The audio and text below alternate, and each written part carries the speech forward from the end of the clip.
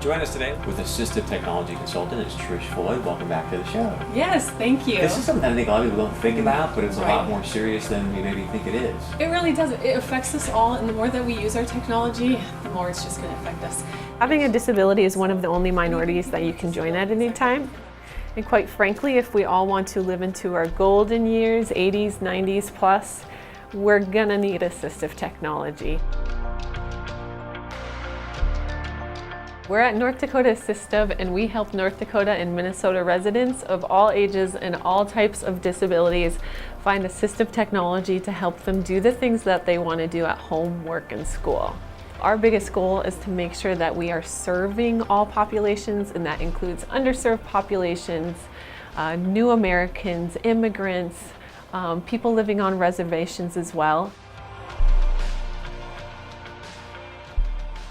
All right, so this is a CCTV, or some people call it a desktop digital magnifier. And it's used primarily by people with low vision who need more than just a handheld magnifier. So with like a handheld magnifier, if I'm trying to read a newspaper article, I'm only gonna get like a word by word at a time.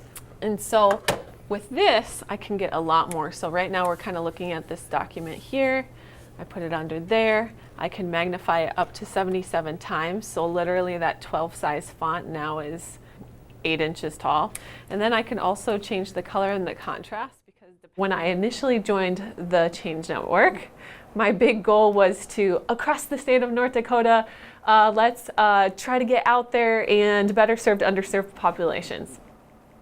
However, the more that I got into my work at the North Dakota Change Network, the more they were like, let's maybe take it back. Let's start with a baby step instead of a huge leap across a canyon. And so we decided that we would focus in on the Fargo area, and we would focus on better serving new Americans age 60 and older. Hello. Hi, Milton. It's me, Trish. I was born legally blind. I had some vision up until the age of 14. I do website development and design and editing and stuff like that. I'm learning how to use Drupal right now. I've been able to do a lot of things that I have found blind people here in North Dakota don't do. But I do it because I want to do it. And that's how I gain my independence.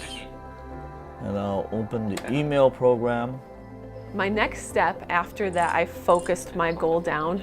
It was go to Lutheran Social Services and Family Healthcare, because they are the two nonprofits, the two service organizations in the Fargo area who are already serving that population and doing a very good job. Well, we're responsible as a resettlement agency, so we do refugee resettlement, plus we also provide immigration services and interpreter services. One of our primary responsibilities is to help people become assimilated, accepted, and integrated into the community. But we have opportunities for partners in the community like Trish to share information and to get the information to our immigrant community. We intend to have Trish meet with our case management staff to talk about what it is they specifically can do. But I know from personal experience that when you get the technology, you get the equipment, and you're set up to really be able to function more fully. I mean, it's life-changing, and that's what we're looking for. Well, Family Healthcare is a community health center. We serve the entire community, but our emphasis is in underserved populations. The services that we provide, we provide preventive services like screening for cancer, infectious diseases, cholesterol, heart disease. But we provide what we call chronic care management. So we manage those patients throughout their lives. The other thing we do, we partner with organizations that can improve the access to services that otherwise this patient will never get. One of the things that we have a big problem here was non-compliance, which we always blame the patients that they don't take their medication. But they live not very simple lives, and their life is difficult. So devices, new technologies can help to improve that. Assistive technology can be anything. Sometimes it can be some sort of like weird contraption that you built in the back of your garage. Sometimes it can be some high-tech thing that you custom ordered. Light red. The return on investment when someone finds a piece of technology that can really enhance their lives can be huge. This is called the MedReady. And what it is, it's just a simple medication management system. It's to help people who have a hard time remembering to take their pills, to take their pills. This is a $150 device. For one North Dakota resident, this was the determining factor if she was going to stay in her home or go into a nursing home. She's still in her home 10 years later. And we just have so many stories like that. I can pull any of these devices off the wall and tell you a story of how they've impacted someone. I mean, I've had people in my office leave in tears because they're so joyful that they can finally go back to living a more normal life. I'm using Facebook, and I got 4 notifications that are showing up here. Catherine tweeted Shirley Russell, like a photo you are tagged in 53 minutes ago. Read. And I'll open that. Bill Toda and John Dobbs received certificates.